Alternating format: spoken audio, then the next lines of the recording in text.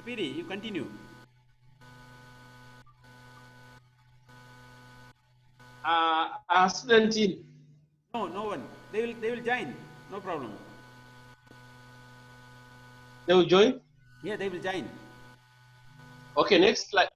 No, next slide. This one. Next one. Yes. So I was saying this is the first section of the kidney. So you can see that no, the previous one. Yes, yes. So I was saying this is the closed section of the kidney. So let us look at the microscopic structure of the kidney.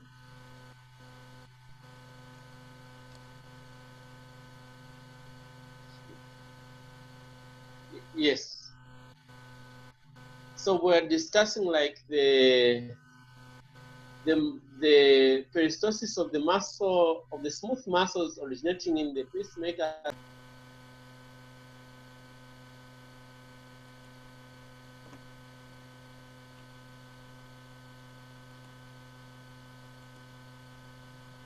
Mr. Piri, better to start from the where we stopped. I think that's better.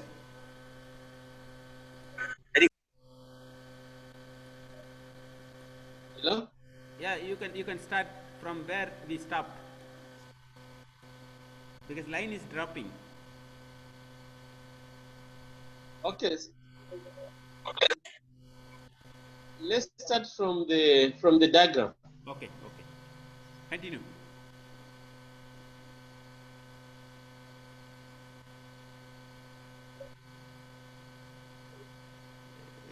But I can't see the slides. Yeah. Wait. Hmm.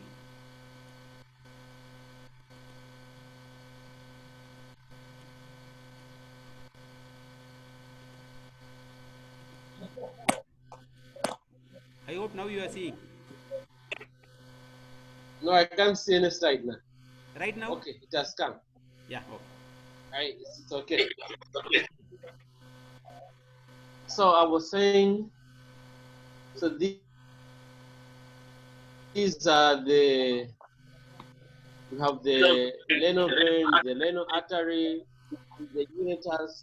They are finding their way into the kidney through this region.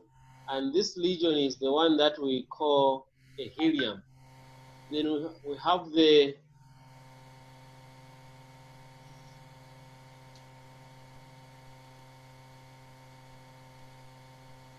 Vincent, just wait a bit. So these are some of the structures that we mentioned previously in our discussion. Let's go to the next slide.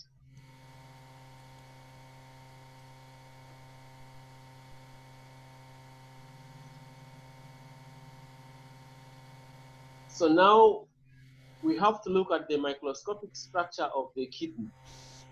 So the microscopic structure of the kidney, we're talking of the structures that you can't see using your eyes, that you can't see using your eyes. So the kidney is composed of about 1 million functional units, which are the nephrons, and a smaller number of collecting tubules. The collecting tubules transport urine through the filaments to the renal pelvis, giving them their striped appearance. So when we talk of the kidney, when we're talking of the kidney, there is no way we can avoid the nephron, because the nephron is the functioning unit of the kidney. If we hear that someone has acute renal failure or has chronic renal failure, it simply means that the cells which makes up the kidney, the nephrons, they've been damaged. So when we talk of the kidney, we normally speak of the nephrons. The collecting tubules transport urine through the filaments, the renal pelvis, giving them the stripes appearance. The tubules are supported by a small amount of connective tissue containing blood vessels, nerves, and the lymph vessels. So these tubules, they're a mixture of blood vessels, nerves, as well as the lymph vessels. This gives it this gives it this gives it a complete self outlook, because the nerves gives the nerves gives directions or guidance on how the cells are supposed to work out. Then the blood vessels brings about blood, as well as while the lymph vessels, they come in to pray the immune system, they bring in immune system to the kidneys, detection of infection, so that the infection can be eliminated through the defensive cells. Next.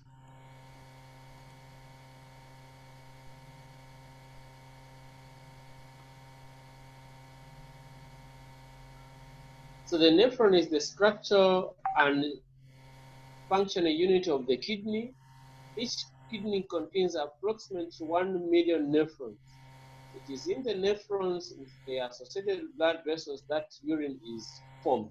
So just like I said, the nephron is the functional unit of the kidney. If the kidney fails, or someone has acute or chronic renal failure of the kidney, it simply means that the problem is with the nephron. So the nephron, their principal function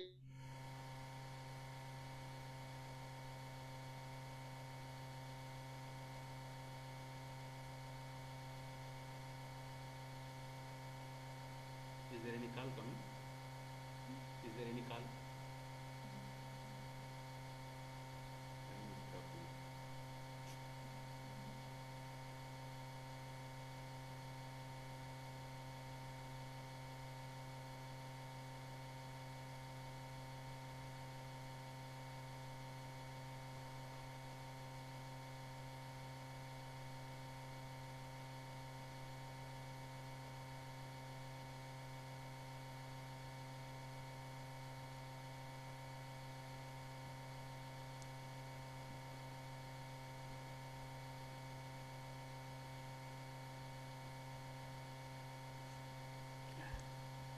I think line is dropping. Mr. Piri going out.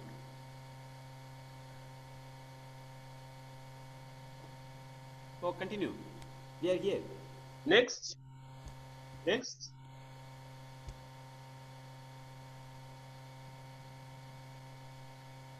So this is the microscopic structure of the kidney or the nephron. You cannot see this with your naked eyes unless you use a microscope. So microscopically, we are talking of the glomerulus, the glomerulocapsule, branch of renal artery, the efferent artery, the afferent artery, proximal coagulated tube, distal coagulated tube.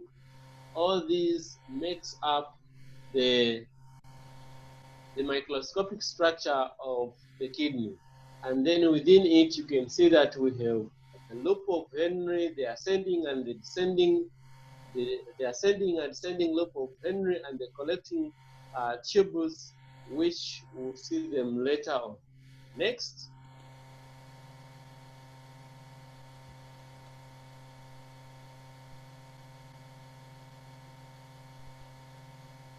So the portions of renal cortex extends into the spaces between the adjacent pyramids to form renal columns.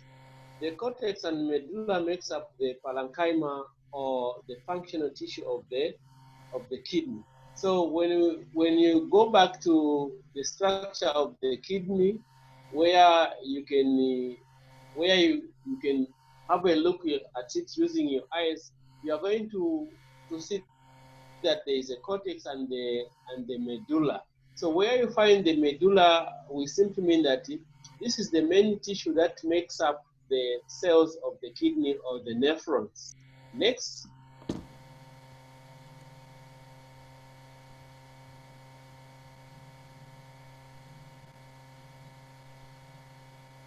So the central region of the kidney contains the renal pelvis, which is located in the renal sinus, and it is continuous there with the ureter. The central region of the kidney contains the renal pelvis, which is located in the renal sinus, and it's continuous with the ureter. Remember what I said previously? I said when urine has been formed from the minor, it goes to the major calyx. Then from the major calyx, we find the smooth muscles where the ureter begins, so that it can collect the urine that has been formed to the bladder, where it can be stored, so that the urethra can excrete urine to the outside the environment. The renal pelvis is a large cavity that collects the urine as it is produced. I've explained that. The periphery of the renal pelvis is interrupted by cup-like projections called calyxes, which receives urine. I've also explained that. A minor calyx surrounds the renal papillae of each pyramid and collects urine from that pyramid. So this information which is coming up right here, I explained earlier on, say once urine is formed, it goes to the minor calyx. Then from the minor calyx, urine collects in the major calyx before it starts to drain into the renal pelvis. Then in this renal pelvis, that's where we find the ureters beginning to collect much of the urine that has been formed, so that it can be transported to the urinary bladder. Next.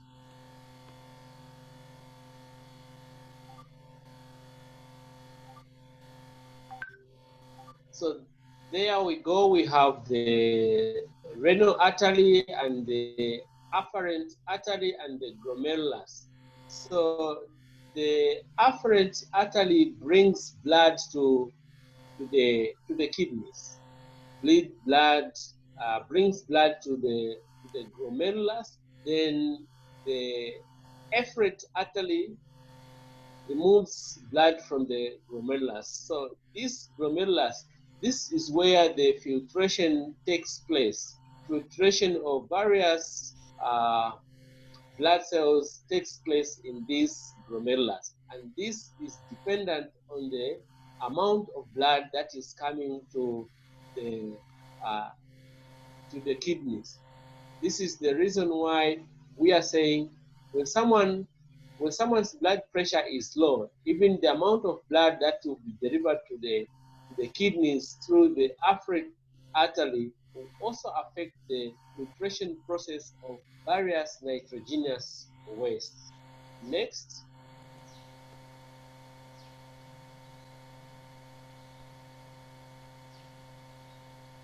Each kidney contains over 1 million functional units called nephrons in the parenchyma, in bracket, cortex, and the medulla. A nephron has two parts, a renal capsule and a renal tubular. The renal capsule consists of a cluster capillaries called the glomerulus, surrounded by a double layer epithelial cap called the glomerular capsule. So we are just trying to describe what the kidneys are made up of. So like we've said that the kidneys, they are two in number. What consists of the other kidney on the other side is what the other kidney is also having. So we're just describing how the glomerula is made up. So the glomerula is made up of the efferent artery that brings blood to it, so that it can filter out a number of blood cells, number of blood vessels. Then we also have the efferent blood vessel removes blood from the glomerular capsule after filtration. And like I said earlier on, the filtration process is dependent on the amount of blood that comes to it. An efferent arteriole leads into the renal capsule, and an efferent arteriole leaves the renal capsule. Urine passes from the nephros into the collecting ducts, then into the minor calyxes. So this happens microscopically. You can't see them with your eyes. This happens microscopically. You can't see them with your own eyes. They're just trying to explain microscopically what happens as urine has been formed from the minor calyxes to the major calyxes, and this takes place in the Bowman's capsule. Next.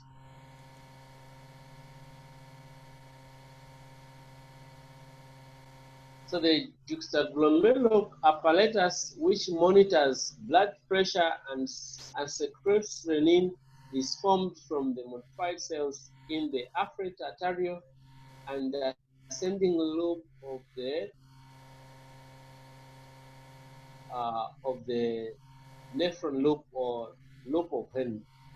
So this juxtaglomerular apparatus, which monitors blood pressure. Why monitoring blood pressure? Because the blood pressure always affects the filtration in the glomerular, and it also secretes renin, and this renin is very important because it contributes in the maintaining of blood pressure.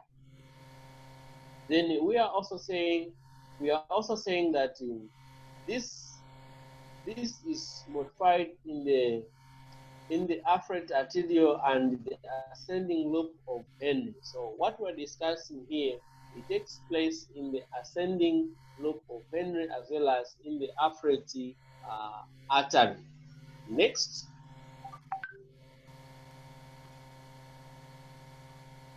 So we have come to the end of our today's discussion. So you need to go through these lessons, understand them, and ask questions where you are not quite clear. I thank you so much for attending today's lesson. Thank you so much. If they wanted to ask any question, they can. Any questions? They can drop their questions in the Google class and I will attend to them. Okay. Let me have a class with the 3,1. They are waiting for me. Okay. Then Let them drop their questions in the Google class. I'll answer them.